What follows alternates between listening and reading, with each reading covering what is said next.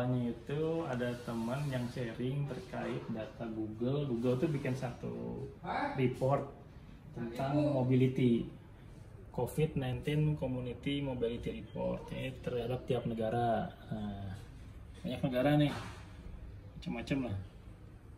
Salah satunya Indonesia ada. Nah, jadi terus dicoba di download Indonesia. Ini adalah report hasil Indonesia. Jadi report ini saya download tanggal 29 Maret. Sabtu kemarin, tapi ini report per 29 Maret 2020. Ini si Google ini membagi retail berdasarkan location based service dari HP. Semua kan kita report tuh semuanya ke Google.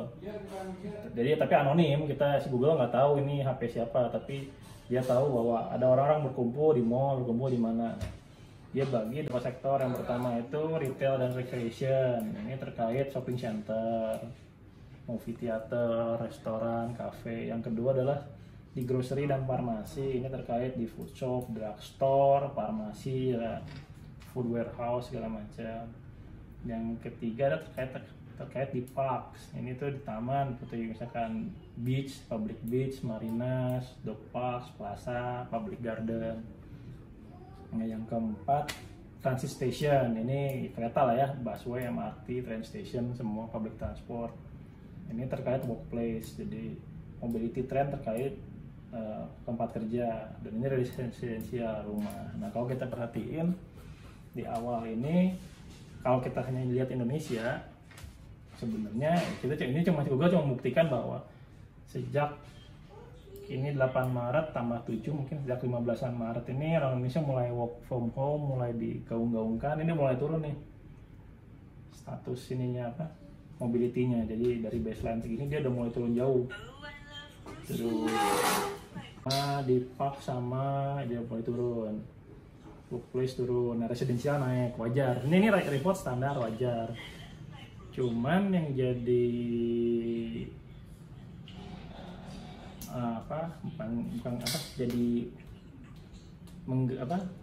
men-trigger adalah gimana kalau data ini di-compare dengan data penyebaran COVID. Jadi waktu itu saya mikirnya itu bener nggak sih WFH itu atau social distancing itu efek ke COVID, ke penyebaran COVID. Bener nggak sih? Atau cuman memang WFH itu hanya diingin aja gitu kan? Ayo udah WFH aja gitu kan, biar kita kerja di rumah. Sebenarnya ada nggak tidak adanya WFH nggak ngefek. Nah, ini saya cuma pengen membuktikan atau menganalisa gitu kan, membuktikan sih, menganalisa berdasarkan data ini. Nah, akhirnya saya bikin 3 term sesuai dengan data ini. Jadi ada Februari tanggal 16, Maret tanggal 8, dan Maret tanggal 29 sesuai sesuai report dari Google. Nah, saya pilih beberapa negara. Ini saya pilih 20 negara jadinya dari berbagai benua. Yang pertama itu dari Asia Tenggara lah tentunya. Saya pilih ada Indonesia, ada Filipina, ada Malaysia, Jepang, Taiwan, Vietnam. Terus dari Asia Timur ada Hong Kong, Taiwan, Jepang. Terus ada dari Amerika, ada Eropa tuh, ada Jerman, UK, Luxembourg. Terus ada Afrika juga, ada Asia Selatan, dari India, ada Slovakia, ada Australia, ada Brunei, ini Singapura, Jerman, USA. Saya semakin Cina, Italia, sama Iran karena mereka udah duluan. Sementara negara-negara ini yang belakangan ini pesat naik si COVID-nya. Jadi di sini saya tentuin nih, pertama tanggal 16 Feb ini didata dulu nih. Saya cek di World Matters ya. Mungkin kalau ini misalnya kan kita patokannya ke World Matters coronavirus. Di sini kita bisa lihat ada berapa yang terinfeksi per hari ini, death yang udah meninggal berapa, yang recover berapa, grafiknya kayak gimana, per negara seperti apa. Nah, saya bukain tuh satu-satu. Nah, misalkan kayak Spanyol. Sebenarnya Spanyol itu pada tanggal 16 Februari itu Spanyol ini sekarang posisinya kedua ya. Sekarang ini kedua nih posisinya di Worldmeter. Signifikan banget nih Spanyol kan. Nah, jadi saya cek tuh di Spanyol itu tanggal 16 Februari berapa sih dia yang positif, ternyata cuma 2. Di 8 Maret ternyata 674 orang. Di 29 Maret itu ternyata 80.110 orang. Nah, itu semua negara saya cek. Nah, kalau yang kuning-kuning ini sebenarnya 0, cuman karena kalau faktor pengali dibagi 0 itu jadinya diff atau error, jadi saya kasih 1 lah, saya anggap 1 aja dulu, padahal sebenarnya ini 0. Jadi ke Indonesia itu di 16 Februari itu masih 0, belum ada yang kedetek positif. Baru di 8 Maret ada 6 ya, karena Indonesia kan 2 Maret ya baru di tag. 29 Maret ada 1.200. Nah, 1.285 ini per 29 Maret. Yang pertama itu yang saya cek adalah seberapa cepat sih negara mana yang paling cepat pertumbuhannya dalam waktu 42 hari. Jadi dari 16 Februari sampai 29 Maret itu dalam 42 hari itu mana yang paling cepat. Nah, ternyata yang paling cepat itu yang pertama adalah Spanyol. Bagaimana dia dalam hari pada 16 Februari dia positif 2, di 29 Maret dia ada 80.000. Jadi dia sekitar 40.000 kali perkembangannya sebenarnya Spanyol. Yang kedua adalah Belanda. Yang ketiga Amerika posisinya masih 9.500 itu per 29 Maret.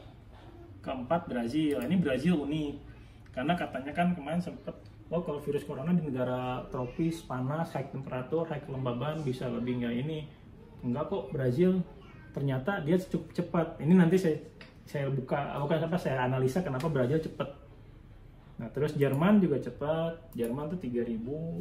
UK, terus ada Luxembourg, ini negara kecil dekat Jerman, dia sampai 1.900 kali. Tapi pengalinya tuh ini pengalinya ya. Terus Indonesia ini 1.285 pengalinya. Jadi berkembang pesatnya.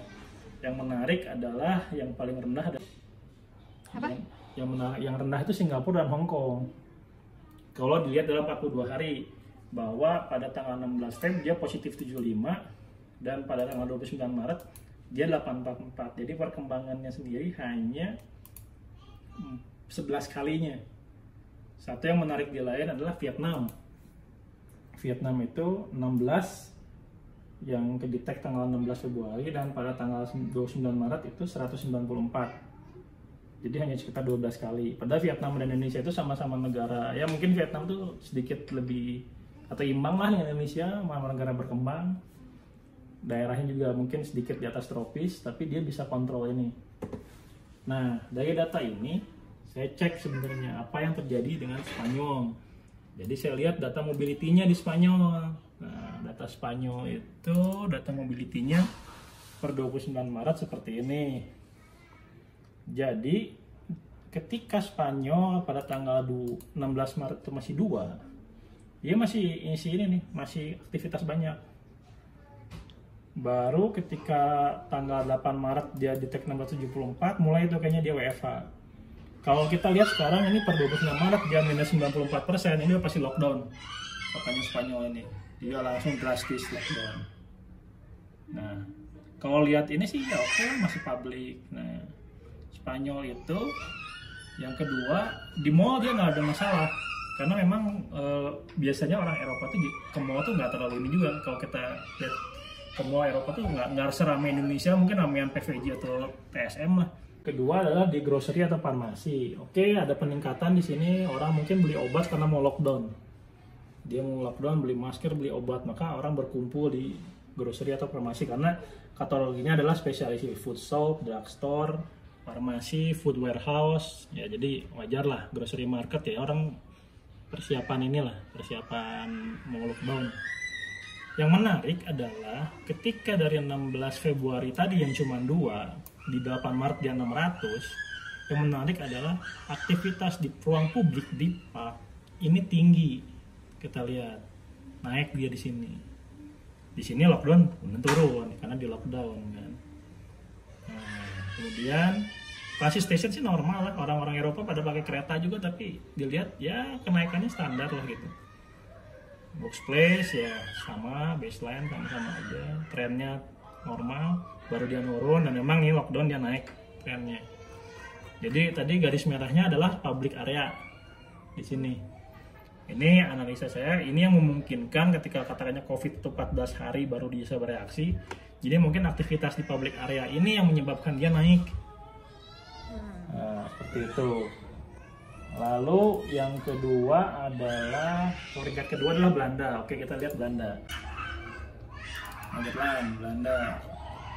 Nah, Belanda ini kalau kita lihat trennya di awal masih sama, oke, turun ke bawah standar lah. Ini Belanda relatif normal-normal aja. Terus di farmasi, oke, sama Belanda tuh, setahu saya teman saya di sana tuh semi lockdown atau lockdown lah, saya kurang ini juga, tapi ya dia oke, orang mau lockdown, grocery naik normal. Tapi kita lihat Pak, lagi lockdown aja dia tetap aja Pak, karena emang saya lihat perhatiin teman-teman saya di Belanda itu dia tetap ke lari pagi di itu ya, mungkin berjemur segala macam, ada aktivitas di parknya ini tinggi, sampai event itu dia udah workplace-nya atau WFH-nya udah tinggi gitu kan, residensial naik, tapi mereka senang di park. Ini kesimpulan kedua Belanda. Oke, lanjut ya. Yang ketiga tercepat adalah Amerika. Nah, kalau kita lihat Amerika ini 9.000 kali. Nah, ininya apa? Pertumbuhannya dari tanggal 16 ke tanggal 29 Maret. Nah, kalau kita lihat Amerika ini, kita lihat di awal ini masih oke, aktivitas ada, dia mulai sadar, di sini mulai menurun. Grocery sini sama tuh. Sini wajar lah, ini mulai kalau misalnya mulai WFH kan. New York dari sini kan. Nah, tapi parknya mereka tinggi. Karena waktu itu kalau nggak salah itu lagi liburan musim apa ya, musim panas atau apa lagi gitu. Maka ada musim liburan. Nah, di sini tuh tinggi. Parknya tuh tinggi. Aktivitas di ruang publik seperti public beach, marinas, plaza, public garden, national park ya, di publik. Transit station kecil dia, oke, karena orang Amerika lebih banyak pakai mobil pribadi. Workplace juga ya, ini dia sebagian besar memang terbiasa workplace ini, trennya mulai menurun juga di ini. Jadi dari tadi ada 3 kesamaan kan, pak selalu. Nah, yang menarik adalah yang keempat adalah Brazil. Brazil ini per 29 Maret itu dikonfirmasi 4526 yang positif. Sementara di 16 Maret itu, 16 Februari itu masih 0 sebenarnya. Ini saya kasih angka 1 ini cuma buat supaya bisa dibagi aja berapa kalinya kira-kira kan. Nah, ini Brazil itu menempatkan peringkat keempat di 4526. Nah, what happened dengan Brazil yang negara tropis, sama-sama negara tropis dan sama-sama negara berkembang lah. Kita buka Brazil, udah dibuka. Nah, Brazil itu 29 Maret. Sebenarnya Brazil juga trennya malah dia jarang nge-mall juga di sini dia jarang nge-mall, terus di sini ini juga trennya seperti ini. Nah, ini terjadi di Brazil, ini ada park yang tinggi nih, di aktivitas di ruang publik yang sangat tinggi. Di kalau ini 16 Februari tambah 7, ini sekitar 23, berarti mungkin sekitar akhir Februari itu mereka ada event, ada park tinggi sebenarnya apa. Terus di yang lain normal, workplace-nya mereka masih ini kejar bagus.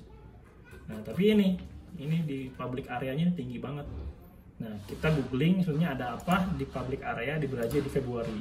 Nah, ternyata ada Rio Carnaval 2020. Dibilang startnya 21, finishnya 26. Tadi comply kan. Di sini ada comply apa? Relasinya muncul di sini, orang-orang Brazil turun ke jalan lah publik. Nah, jadi dari 4 negara yang pertumbuhannya cepat itu bisa disimpulkan bahwa memang public area seperti taman atau park seperti itu mempercepat penyebaran COVID, asumsinya. Jadi ya kita sebaiknya memang sangat menghindari ini, terlepas mungkin nanti WFH-nya sudah mulai dihentikan, mulai banyak masuk kantor, tapi selama memang virusnya belum ada penawarnya gitu kan, ada antivirusnya, ya sebaiknya kita tetap menghindari public area seperti ini, karena kita lihat ya kesimpulannya memang banyak sekali kegiatan di park yang di 4 negara yang pertumbuhannya sangat cepat ini, aktivitas di parknya cukup tinggi. Nah, kalau kita mau lihat lagi Jerman ya, Jerman itu kelima. Jerman itu kelima dia paknya tinggi juga. Kalau dibandingkan yang lain paknya paling tinggi. Iya, ini di aktivitas di parknya even sampai ini pun masih tinggi. Lepas dari 8 Maret rata-rata tuh orang tuh di 8 tambah 7 15 Maret tuh udah mulai WFH, lockdown. Di Jerman ini masih tinggi di sini.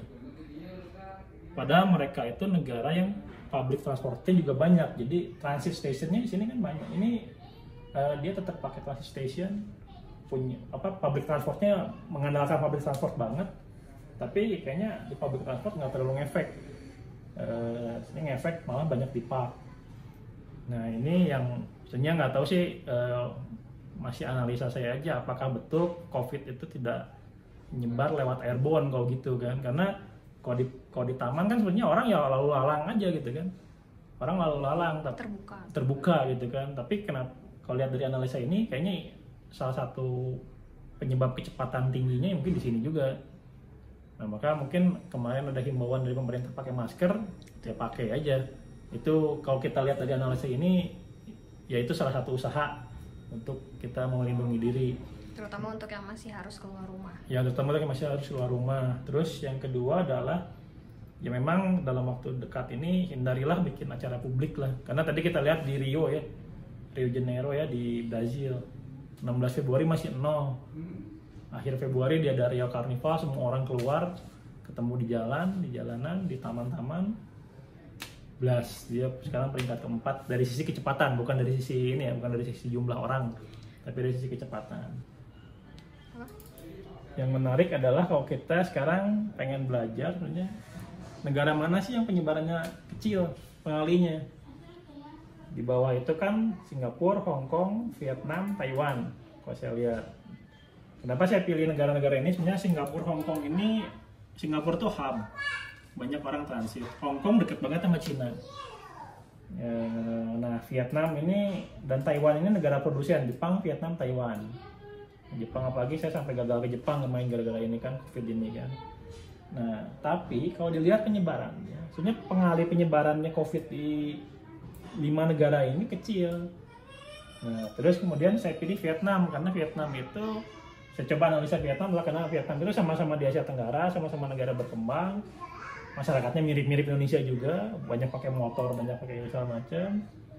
Nah, Vietnam itu dia per tanggal 29 Maret hanya 194 orang yang terpositif.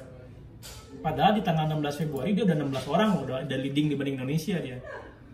Nah, terus kalau lihat grafik, memang mereka nggak mengurangi mall, udah mengurangi ya ke tempat-tempat umum dia ngurangin banget.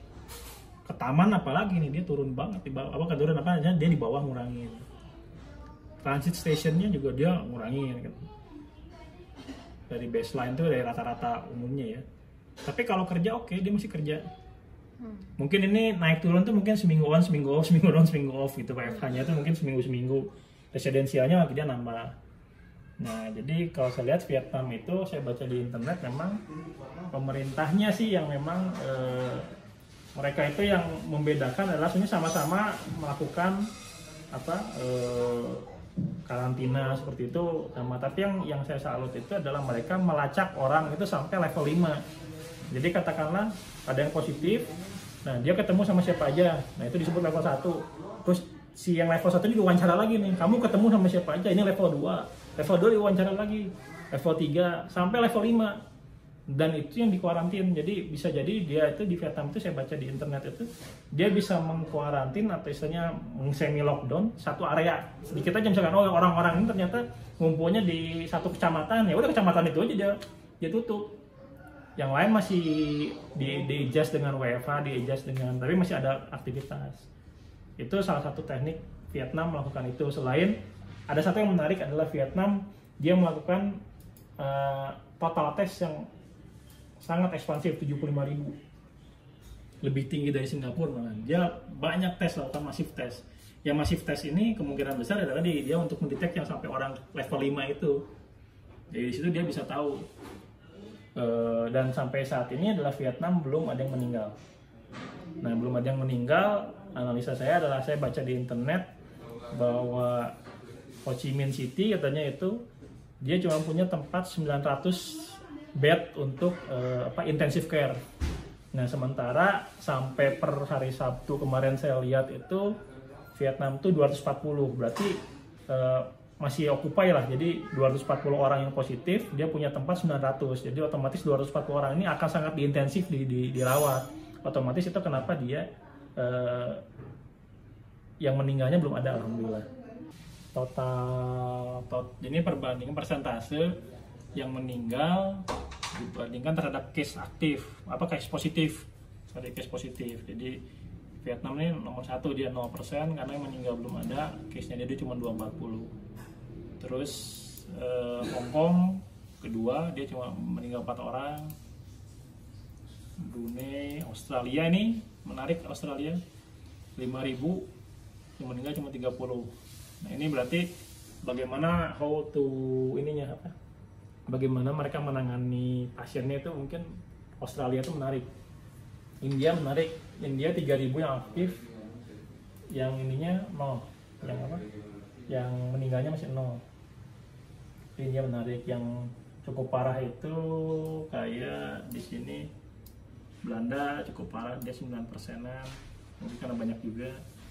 Amerika pun kecil, Amerika tuh ini 291.000, dia meninggalnya 7.000. Oke banyak sih, tapi secara persentase dia masih di 2%-an, masih belum parah. Indonesia salah satu yang terparah di 9% angka meninggalnya. Nah tapi kalau kita lihat di tiga teratas ini adalah kita lihat, ataupun even sama Australia sama India, mereka melakukan masif tes. Ya kalau Brunei kita bisa kesampingan lah, negaranya kecil ya, tapi Vietnam, Hong Kong, Taiwan, Australia dan India dia lakukan masif tesnya banyak banget di sini nih. 75.000, 90.000, India sudah 111.000 yang dites. Even Amerika dia lakukan 1 juta tes, 1,3 juta tes. Amerika. Ya kesimpulannya adalah bahwa melakukan banyak tes juga itu jadi salah satu cara memanage supaya si korban COVID ini atau pasien COVID ini lebih menekan ya, jadi menekan lebih kecil. Karena kalau dengan banyak tesnya masif itu kita bisa mengklasterisasi gitu kan, bisa melihat area mana sih sebenarnya yang butuh perhatian lebih. Yang pertama itu. Terus yang kedua memang fasilitas rumah sakit juga sih. Harus lebih harus, kalau kita ingin menekan angka kematian itu emang intensive care-nya, fasilitinya itu harus lebih banyak. Indonesia alhamdulillah udah bikin yang di Kemayoran kan, terus salah satu cara juga tuh sebenarnya untuk menekan angka kematian, karena posisi Indonesia sekarang masih tinggi sih, masih 9%-an itu. Dan jangan lupa kemana-mana kita masih ikut aturan pemerintah, masih work at home, social distancing, jaga kondisi fisik, pakai masker, kemana-mana keluar pakai masker, sampai rumah cuci tangan, mandi, cuci baju segala macam. Ya itu.